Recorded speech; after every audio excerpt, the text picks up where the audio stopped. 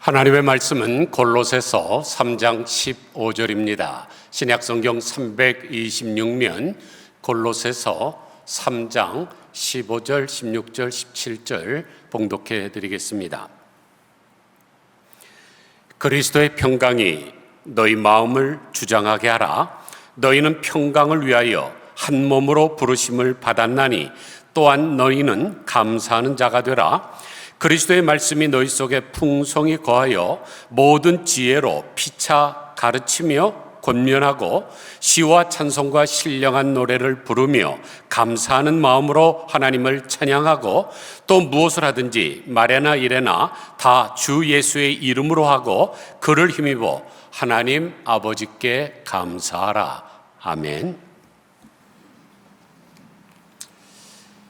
김미라 씨가 쓴 삶이 내게 무엇을 묻더라도 라는 책에 마음 설명서라는 글이 나옵니다. 이 세상에 있는 모든 것들에는 설명서가 있죠. 여러분 99 스토어에서 조그만 싸구려 물건을 사도 반드시 사용 설명서가 있습니다. 그러므로 우리의 마음을 사용하는데 도움이 되기를 바랍니다. 그런데 기도는 일방통행이 아니라 쌍방통행이라는 말이 있듯이 설교도 한 사람은 계속 얘기하고 여러분 그냥 듣기만 하고 또 잊어버리면 아무런 의미가 없는 것 같습니다. 그래서 오늘은 좀 색다르게 하겠는데 여러분이 이 사용 설명서에 나오는 질문을 던지시면 제가 답변하는 것으로 하겠습니다. 다 같이 시작. 12개월 무이자 할부를 활용하시고 일시불로 구입하시고 30년 만기 국채를 사용하시고 연금처럼 납입할 것을 권합니다. 소식할 것이며 뜨거운 찌개를 먹듯 천천히 동치미를 먹듯 시원하게 섭취하세요. 인심 좋은 국밥집 아버주머니처럼 차리고 계란처럼 잘 풀어주고 잘게 다져 이해와 버무리고 굳이 넣지 않아도 되는 통깨처럼 다루세요. 편식을 하시고 초콜릿처럼 아껴 먹으시고 마이너스 통장을 개설해서라도 마음껏 소비하시고 신용 대출을 권합니다. 대출 이자처럼 꼬박꼬박 상환하시고 이자로 따라오니 특별히 관리하지 않아도 되지만 끝끝내 해지하지 마세요. 선물 투자를 하시고 단기 매도를 권하며 종신보험으로 가입하세요. 애널리스트가 분석하듯 꼼꼼하게 다루고 실손보험으로 처리하시고 언제든 입출금이 가능한 통장에 넣어두시고 밑반찬처럼 항상 차려 놓으십시오. 얼마나 아름다운 글입니까? 그런데 감사는 어떻게 하라 그랬어요? 밑반찬처럼 항상 차려 놓으라. 여러분, 우리가 아무리 맛있는 5곡밥을 넣어서 10곡밥을 먹는다 할지라도 반찬이 없으면 그건 먹기 고역입니다. 마찬가지로 우리가 이 세상을 살아갈 때 다른 것은 다 있어도 감사가 없으면 그 인생은 곤욕스러운 인생이죠. 결국 행복도 없게 됩니다. 그래서 오늘 본문을 보면 계속해서 감사하라고 강권하고 있습니다. 그게 행복하게 사는 비결이기 때문입니다. 먼저 골로새서는 골로 간 사람들에게 권면하시는 말씀입니다. 너희들이 새 사람이 되었거든 어떻게 살아야 되는가를 보여주는 거죠. 3장 1절에 보니까 너희가 그리스도와 함께 다시 살리심을 받았으면, 또 10절에서는 새 사람을 입었으니, 12절에서는 너희는 하나님의 택하시고 거룩하고 사랑하신 자처럼 이라는 말씀이 연이어 나옵니다. 이 말씀들은 다 똑같은 말씀을 다른 표현으로 하는 것뿐입니다. 예전에는 우리가 어떻게 살았어요? 죄악의 늪에 빠져서 헤매고 있었습니다. 도저히 빠져나오지 못하고 있을 때 예수 그리스도가 십자가로 말미암아 우리에게 구원의 손을 베풀어 주셔서 우리가 살아난 것이죠. 그러므로 엄청난 대가를 치른 것이기 때문에 우리는 새 사람답게 살아야 됩니다. 그렇지 않다면 그리스도의 그 거룩한 죽음을 헛되게 만드는 거죠.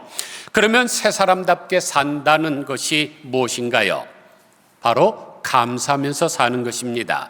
그래서 15절에서는 너희는 감사하는 자가 되라 했고 16절에서는 감사하는 마음으로 하나님을 찬양하라고 했고 17절에서는 그를 힘입어 하나님 아버지께 감사하라 그랬습니다. 이 세 가지 말씀을 데살로니가전서 5장 18절 버전으로 한다면 범사에 감사라는 말씀이죠. 그러면 우리가 어떻게 범사에 감사하는 생활을 할 수 있을까요? 첫째로 그리스도의 평강이 우리의 마음을 주장하도록 하면 됩니다. 15절 보세요. 그리스도의 평강이 너희 마음을 주장하게 하라. 너희가 평강을 위하여 한 몸으로 부르심을 받았나니 또한 너희는 감사하는 자가 되라. 우리가 경험해 봐서 알지만 내 마음이 편치 못할 때 감사가 나오던가요? 그렇지 않습니다. 여러분 가만히 주변을 한번 살펴보세요. 어떤 사람이 감사하지 못하고 매사에 불평이고 원망이고 시시콜콜 따지기를 좋아하는 사람은 왜 그럴까요? 그것은 두뇌의 문제가 아니라 마음의 문제입니다. 자신이 똑똑해서가 아니죠. 자신의 마음속에 평화가 없기 때문에 그런 것입니다. 마음이 뭔가에 쫓기든지 마음에 자기 욕망이 채워지지 않거나 불만이 있기 때문입니다. 여러분 한번 가만히 보세요. 동물의 왕국을 보면 이제 사자가 실컷 밥을 배불리 먹고 나면 어떡합니까? 잡니다. 그럴 때 와서 조그만 원숭이가 와서 꼬리를 흔들고 머리에 수염을 뽑아도 그냥 가만 놔둡니다. 그런데 만약 이 사자가 배고플 때 어떤 것이 나타나서 앞에서 알짱거려 보세요. 그 맛없다고 하는 하이에나까지 잡아먹지 않습니까? 마찬가지로 사람이 마음에 평화가 없으면 공격적이 됩니다. 다른 사람과 불화를 일으킵니다. 그래서 마음에 평화가 없는 사람의 그 마음은 지옥이죠. 불교의 사제라는 용어가 있습니다. 이 사제는 사성제 또는 사진제라고 하는데 굉장히 중요한 불교 교리입니다. 사제는 첫째 고제, 인간의 생로병사 모두가 다 고통 덩어리라는 뜻이고, 둘째 집제, 그 고통의 원인이 바로 집착에서 온다는 뜻이고, 셋째 멸제, 그 집착을 멸절시켜야만 한다는 뜻이고, 넷째 도제, 길도자를 써서 멸절시키는 방법으로 보고 듣고 말하고 행하는 것을 바르게 해야 한다는 뜻입니다. 한마디로 하면은 사람이 집착을 버려야 평안하고 행복할 수 있다는 것이죠. 여기까지는 너무너무 잘 관찰을 했습니다. 그런데 문제가 뭘까요? 이 집착을 없애는 방법에 대해서 잘못 생각했습니다. 여러분, 어린아이가 지금 자기의 욕망을 따라서 알사탕을 쪽쪽쪽쪽 빨아먹고 있습니다. 그런데 엄마가 그거 먹으면 이에 충치가 생길 것 같으니까 버려라. 그런다고 그 애가 버립니까? 욕망을 버릴 수가 없는 것입니다. 그런데 그것을 버리게 할 수 있는 방법이 뭘까요? 아주 쉽지요. 지금 개가 잡고 있는 것보다 더 큰 것을 주면 됩니다.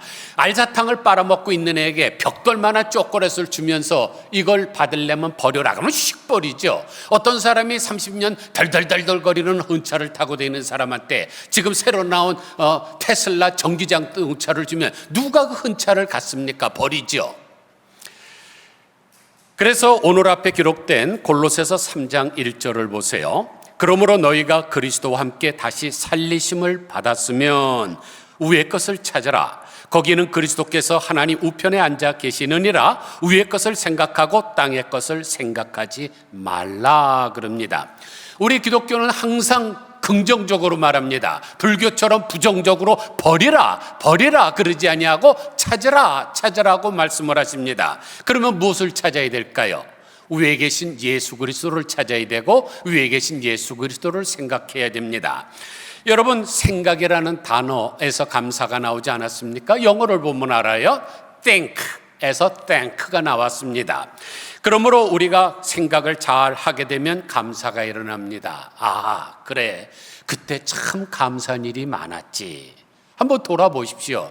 1960년대 때 여러분 잘 사셨어요? 저도 그때 다 생각이 나는데 당시에 이 물 풀 때 표주박을 잘라갖고 그걸로 물을 푸는데 그게 떨어지면 깨지잖아요. 그래갖고 거기다가 송곳으로 뚫어갖고 노끈으로 해갖고 깨진 거, 수술한 것처럼 이렇게 된 걸로 물 퍼서 쓰다가 한 1965년대쯤에 플라스틱 바가지가 나오니까 얼마나 좋았습니까? 그때 여러분 냉장고 있었어요? 선풍기 있었습니까? 또는 뭐 칼라 텔레비전, 전화기 있었어요? 근데 지금은 다 있잖아요. 그러니까 생각하면 감사가 일어나는 것입니다. 지금까지 지내온 것 모두 주의 은혜라 얼마든지 감사할 수가 있습니다. 그러므로 우리는 그리스도를 생각하고 그리스도를 찾아야 됩니다. 그러면 우리 마음에 평강이 임하는데 그 평강은 어떤 평강이에요? 예수 그리스도의 평강이죠. 예수 그리스도는 죽음까지 정복하신 평화를 가지신 분입니다. 역대상 23장 25절을 보니까 이스라엘 하나님 여호와께서 평강을 그 백성에게 주시고 예루살렘에 영원히 거하시나니, 역대하 20장 30절에서는 여호사밧의 나라가 태평하였으니 이는 그 하나님이 사방에 저희에게 평강을 주셨음이더라. 시편 29편 11절에는 여호와께서 자기 백성에게 힘을 주시며 여호와께서 자기 백성에게 평강의 복을 주시리로다. 이 구절들을 보니까 평강, 평화, 평안을 주시는 주체가 누굽니까? 주책이 아니라 주체인데 여호와께서 평강을 그 백성에게 주시고 하나님이 사방에서 저희에게 평강을 주셨음이더라. 여호와께서 자기 백성에게 평강의 복을 주시리로다. 주체는 오직 하나입니다. 하나님 한 분. 그러므로 여러분이 눈에다가 쌍심지를 잡고 이 세상을 다 돌아다녀도 평안은 얻을 수가 없습니다. 평강의 왕으로 오신 예수 그리스도께서 여러분의 마음을 주장하셔야만 평강이 임하게 됩니다. 이 평강은 오직 성령 하나님이 주시는 보물입니다. 그래서 로마서 14장 17절을 보면 하나님의 나라는 먹는 것과 마시는 것이 아니요 오직 성령 안에 있는 의와 평강과 희락이라 그랬습니다. 그러므로 저는 여러분이 이 본문을 발견하고 마음이 평안하고 행복하시기를 주님의 이름으로 축원드립니다. 사랑하는 성도 여러분, 혹시 마음에 평화가 없고 잠을 자도 잠이 오지 않고 걱정과 근심과 두려움이 많으십니까? 그렇다면 조용히 위를 바라보시기를 바랍니다. 그리고 도움의 손길을 간구하시기를 바랍니다. 그러면 그리스도의 평강이 여러분의 마음에 임할 것이고 여러분의 마음을 주장하실 것이고 감사가 넘치게 하실 것입니다. 시편 121편 1절에서도 내가 산을 향하여 눈을 들리라. 나의 도움이 어디서 올고 나의 도움이 천지를 지으신 여호와에게로소다 그랬습니다. 여기서 말하는 산은 성산이죠. 하나님이 계신 산입니다. 거기를 향하여 눈을 들고 여러분이 간구하세요. 그러면 마음에 평화가 임합니다. 둘째로 범사에 감사하는 생활을 하려면 하나님의 말씀이 내 마음속에 풍성히 거해야 합니다. 16절 보세요. 그리스도의 말씀이 너희 속에 풍성히 거하여 모든 지혜로 피차 가르치며 권면하고 시와 찬송과 신령한 노래를 부르며 감사하는 마음으로 하나님을 찬양하고. 여기 보니까 그리스도의 말씀이 너희 속에 풍성히 거하게 하라 그랬는데 이 그리스도의 말씀이 어떤 말씀입니까? 한마디로 하면 변화시키는 능력의 말씀이죠. 무에서 유를 창조하듯이 오병이어로 5,000명을 먹이시듯 또 죽은 자를 살리시듯 그리스도의 말씀은 변화시키는 능력입니다. 가나의 혼인잔치에서도 물로 포도주를 만드셨는데 그때도 무엇을 섞은 게 아니죠. 말로 하셨습니다. 귀신 들렸던 막달라 마리아를 치료하실 때도 말씀으로 했고 6명의 남편들과 만족 없이 살던 수가성 여인을 변화시킨 것도 예수님의 말씀이었습니다. 또 진리를 발견하지 못하고 방황하던 니고데모를 변화시킨 것도 예수님의 말씀이죠. 평생 물고기나 잡으며 살던 어부들을 변화시킨 것도 그리스도의 말씀입니다. 그러므로 혹시 여러분의 마음에 감사가 없고 불평과 원망이 짜증날 정도로 많다면 그리스도의 말씀이 여러분의 마음에 풍성하게 거하도록 하시기를 바랍니다. 그러면 여러분의 마음을 변화시켜서 감사가 넘치게 하실 것입니다. 유대인들은 자기 애들을 유치원에 보내서 이제 학교가 끝나고 들어오면은 선물을 하나 줍니다. 주는데 다른 선물이 아니라 성경책 같이 만든 과자에다가 꿀을 발라갖고 먹입니다. 그러면 그 애가 그걸 먹으면서 무엇을 생각할까요? 아하, 성경책은 이렇게 꿀같이 단 것이구나. 시청각 교육입니다. 그런데 이것은 시편 19편 10절의 말씀을 실천하는 거죠. 여호와의 말씀은 확실하여 다 의로우니 금 곧 많은 정금보다 더 사모할 것이며 꿀과 송이꿀보다 더 달도다. 정말로 하나님의 말씀은 꿀과 송이꿀보다 더 답니다. 여러분 가만히 한번 생각해 보세요. 어떤 사람이 여러분에게 꿀을 선물을 했습니다. 여러분 며칠이나 그렇게 맛있게 먹겠습니까? 제 지금 사무실에도 어떤 분이 주신 꿀이 한 반 정도 남았는데 어느 정도 먹다 보면 질리죠. 그래서 나중에 또 먹기도 하겠지만은 그렇게 계속 먹질 못합니다. 그런데 제가 이 교회에서 지금 설교를 9,000번 이상 했습니다. 수요일 설교랑 주일 설교는 대부분 한 8시간 앉아 있어야 한 편이 나옵니다. 새벽 기도는 그보다 훨씬 좀 줄일 수 있지만, 그런데 여러분 이 설교 준비를 정말로 내가 할 수 없이 한다고 한번 생각해 보세요. 8시간 앉아 있으면 궁뎅이에 염증 생기죠. 진물 생깁니다. 그런데 성경 말씀은 아무리 읽어도 100독을 1000독을 하든 지지 않고 맛있으니까 계속 연구하는 것 아닙니까? 하나님의 말씀은 꿀과 송이꿀보다 답니다. 그래서 미국의 제6대 대통령인 존 퀸스 아담스는 성경은 그 어떤 것과도 비교할 수 없는 역사와 도덕, 윤리와 지혜를 총망라하는 무궁무진한 보화를 제공하는 책이라 그랬습니다. 이 말은 하나님의 말씀이 얼마나 깊이가 있고 폭이 넓으며 놀라운 지식을 담고 있는지를 잘 보여줍니다. 여러분 예전에 Ben Hur라는 말 영어 보셨죠? 너무나 명작 아닙니까? 그 영화는 류 월러스라고 하는 작가가 쓴 책을 각본으로 해서 만든 작품인데, 이 류 월러스는 미국 독립운동 때 싸웠던 장군입니다. 그리고 법학을 졸업한 수재 중에 수재죠. 그런데 이 사람이 당대에 최고로 유명했던 무신론자였던 잉거솔의 유혹에 빠져서 둘이 작당을 하게 됩니다. 이제 기독교를 영원히 세계 속에서 없애버릴 책을 하나 저술하자고 약속을 했습니다.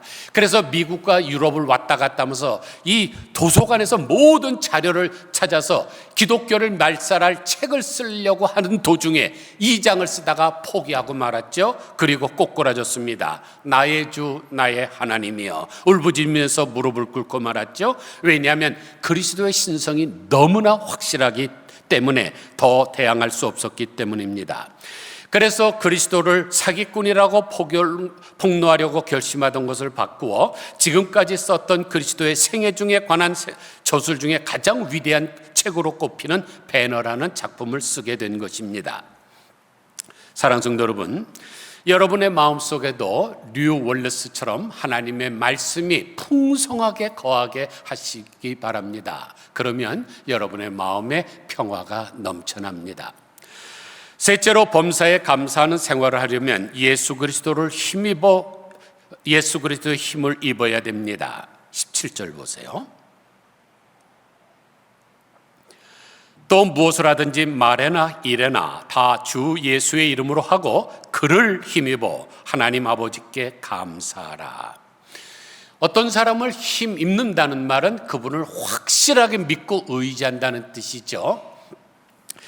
사람이 어떤 능력 있는 사람, 쉽게 말해서 제가 우리나라의 최고의 갑부인 마이크로소프트사의 회장에게 그 사람의 힘을 입었다고 한번 생각해 보세요. 백이 있습니다. 내가 말만 하면 1,000만 불이든 2,000만 불이든 당장 보내주는 그런 사람을 내가 알게 되면 힘을 입으면 어떻습니까? 자신감이 넘치게 되죠. 그리고는 기쁨이 충만하게 됩니다. 우리와 예수님과의 관계를 가장 잘 설명한 찬송가가 93장입니다.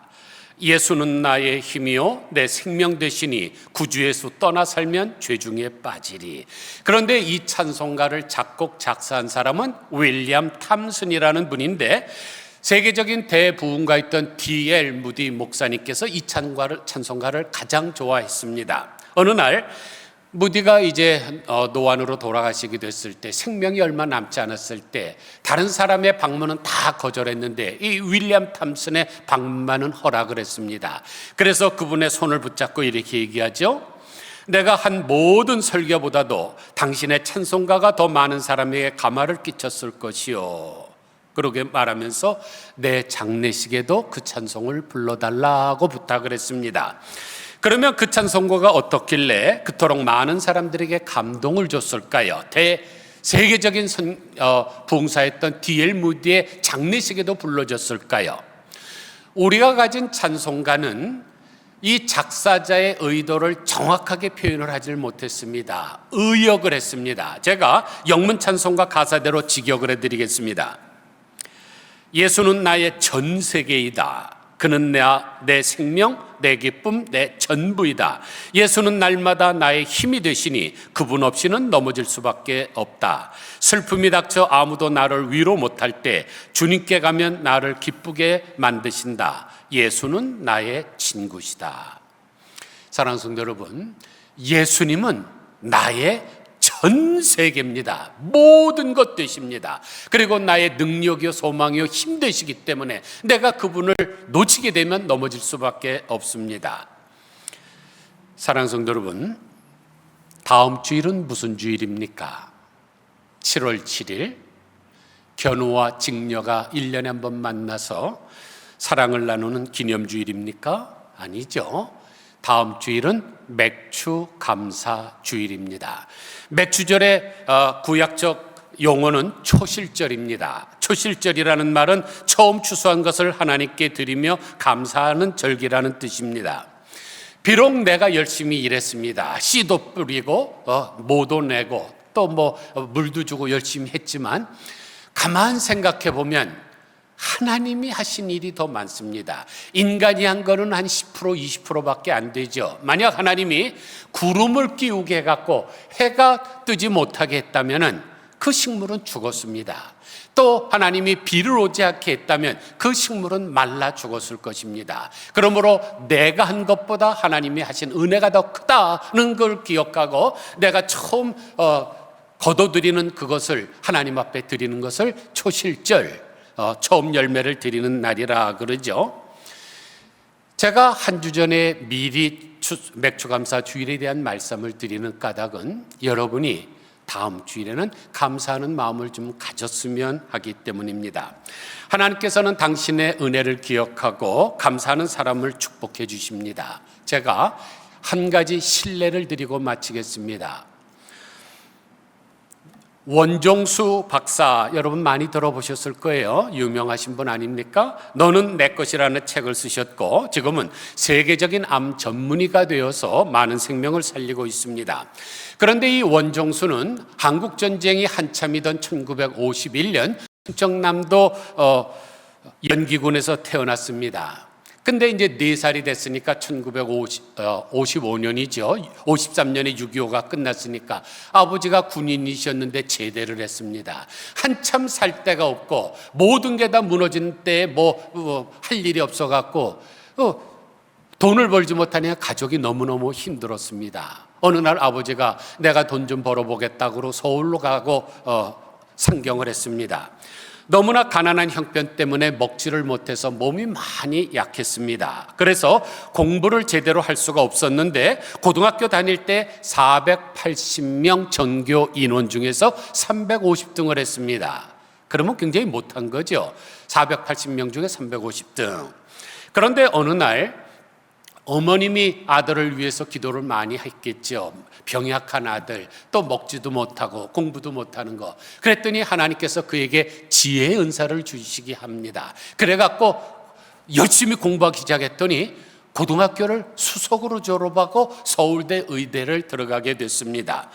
그런데 의대에 가면서 가장 큰 소원은 내가 돈을 많이 벌어서 의사가 돼갖고 어머니의 속을 사주고 진짜로 배고팠던 그 배에 실컷 돼지고기를 한번 먹어보는 게 그분의 소원이었습니다.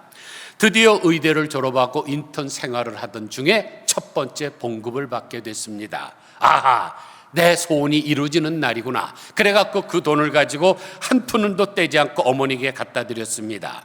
어머니 내가 이런 월급을 받았으니 이제 어머니 속옷도 사기 위해서 백화점도 가고 우리 실컷 돼지고기를 먹읍시다. 그런데 어머니가 조용히 하시는 말씀이 이겁니다. 종수야, 기왕 예수 믿을 바에 잘 믿자. 지금까지 하나님의 은혜로 살았으니 앞으로도 하나님의 은혜로 살 것 아니겠니? 타협하지 말고 깨끗하게 살자. 이건 내가 처음 받은 월급이지. 그러니까 첫 열매야. 그러므로 이것은 우리 것이 아니란다. 하나님의 것이야. 그러니까 하나님께 바치자. 그러자 원종수가 어머님을 설득을 하지요. 어머니 11조 드리고 남는 것으로 어머니 속옷도 사고 돼지고기도 먹어요. 그랬더니 어머님이 단호하게 말씀합니다. 아니다. 이건 첫 열매가 아니냐? 이건 우리 것이 아니야. 그래서 결국 그날 어머니와 함께 주일날 찾아가서 그것을 첫 열매로 드렸습니다. 그런데 보름이 지나던 날입니다. 학장님이 그를 부릅니다. 그가 의사 고시를 받는데 대한민국 전체에서 1등을 했다는 거예요. 그러면서 봉투를 내주는데 1등에게 주는 상금이라고 합니다. 열어봤더니 자기가 첫 열매로 바친 그 첫 봉급보다 2배나 많았습니다. 너무나 기쁜 나머지 눈썹이 휘날리도록 달려가서 어머니에게 또 드렸죠. 어머니 이것으로 속옷도 사고 불고기도 실컷 먹어봅시다. 그랬다 어머니가 또 봉투를 받아들고 빙그레 웃습니다. 종수야, 너 지금까지 상금 타본 적이 있니? 아니요, 처음인데요. 그래, 첫 상금이니까 이것도 첫 열매구나. 이것 다 하나님 앞에 바치자. 그러나 주일까지 기다리다가 너도 시험 들고 나도 시험 들겠으니까 내일 새벽 기도에 가서 새벽 제단에 드리자구나. 그렇게 해서 의사고시 1등으로 받은 상금도 모두 하나님께 바쳤습니다. 그런데 하나님이 그런 사람을 크게 쓰시기 시작을 하죠. 대한민국뿐만 아니라 지금은 미국과 캐나다를 넘어서 전 세계적으로 유명한 암 전문의가 됐습니다. 약골이던 몸도 강골이 되어 강건하게 되었습니다. 사랑하는 성도 여러분, 첫 열매를 드리는 믿음이 바로 맥주 감사 주일의 믿음입니다. 혹시 2주간 살아가시면서 내가 예전에 첫 열매를 받았는데 드리지 못한 마음이 생각나거든 다음 주일날 하시기를 바랍니다. 첫 열매를 드리는 믿음으로 사는 사람을 하나님이 축복해 주십니다. 이 감사는 우리의 삶을 바꾸는 능력이 있습니다. 사랑하는 성도 여러분, 행복하시기를 원하십니까? 그렇다면 범사에 감사하시기를 바랍니다. 데살로니가전서 5장 18절에 보면 범사에 감사하라. 이는 그리스도 예수 안에서 너희를 향하신 하나님의 뜻이니라 그랬습니다. 그러면 하나님의 뜻은 무엇입니까? 우리가 행복하게 사는 거죠. 그것을 어떻게 알 수 있습니까? 인간을 창조하자마자 환희라는 뜻을 가진 에덴 낙원에다가 우리를 두셨다는 것을 보면 알 수가 있습니다. 하나님의 뜻은 우리의 행복함인데 그것은 범사에 감사하는 사람에게 주어집니다. 오늘 우리는 인간의 행복은 감사하는 생활에서 온다는 것을 배웠는데 어떻게 감사할 수 있습니까? 첫째로 그리스도의 평강이 우리의 마음을 주장하게 하면 됩니다. 둘째로 그리스도의 말씀이 우리 속에 풍성히 거하게 하면 됩니다. 셋째로 그리스도를 힘입어야 합니다. 아무쪼록 범사에 감사하심으로 하나님의 뜻을 이루며 한 번뿐인 인생을 행복하게 살다가 극락의 세계에 들어가시는 우리 모두 다 되시기를 주님의 이름으로 간절히 축원드립니다. 기도하겠습니다. 하나님 아버지, 다음 주일은 7월 7일 맥주 감사 주일입니다. 그런데 한 주일 먼저 말씀을 증거했습니다.